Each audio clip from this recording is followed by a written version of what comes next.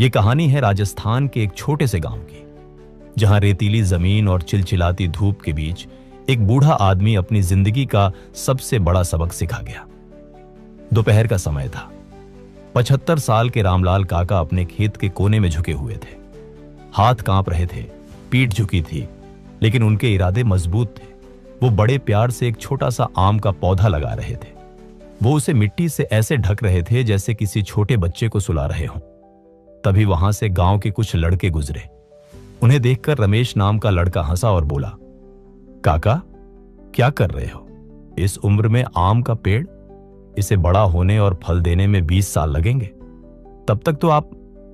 रमेश रुक गया, पर उसका इशारा साफ था कि काका तब तक जीवित नहीं रहेंगे।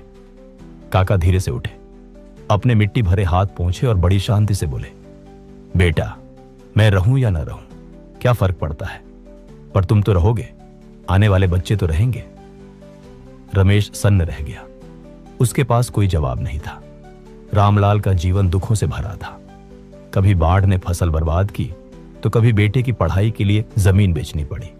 पत्नी की बीमारी में सारी जमा पूंजी खत्म हो गई। गांव वाले कहते थे कि उनकी किस्मत खराब है, लेकिन रामलाल कभी दुखी नहीं हुए। वो कहते थे, मैंने कभी फल के लालच में काम नहीं किया, मेरा काम ही मेरा धर्म है। अगले 5 सालों तक हर सुबह सूरज निकलने से पहले काका उस पौधे को पानी देते। वो पेड़ से बातें करते, खूब बड़े होना, ताकि जब मैं न रहूं तो किसी थके हुए मुसाफिर को तुम छांव दे सको और भूखे को मीठे फल। गांव वाले उन्हें पागल समझते थे, पर काका अपनी धुन में लगे रहे। एक ठंडी सुबह रामलाल काका हमेशा के लिए सो गए।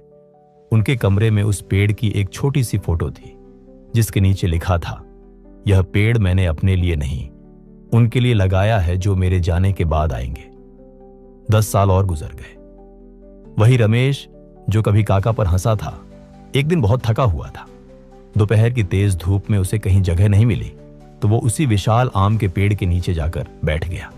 ठंडी हवा और मीठे फलों को देखकर उसकी आंखों में आंसू आ गए। उसे काका की वो बात याद आई, तुम तो रहोगे। आज काका नहीं थे, लेकिन उनका प्यार उस पेड़ की छांव बनकर रमेश को सुकून दे रहा था। मेहनत इसलिए मत करो कि तुम्हें ही फल मिले, बल्कि इसलिए करो क्योंकि नेक काम करना ही इंसान की असली पहचान है। आपके द्वारा लगाया गया एक छोटा सा बीज कल किसी की जिंदगी बदल सकता है। अगर आपको यह कहानी पसंद आई हो तो इसे लाइक करें, अपने दोस्तों और परिवार के साथ शेयर करें, और ऐसी ही प्रेरणादायक कहानियां सुनने के लिए हमारे चैनल को सब्सक्राइब करना न भूलें। धन्यवाद।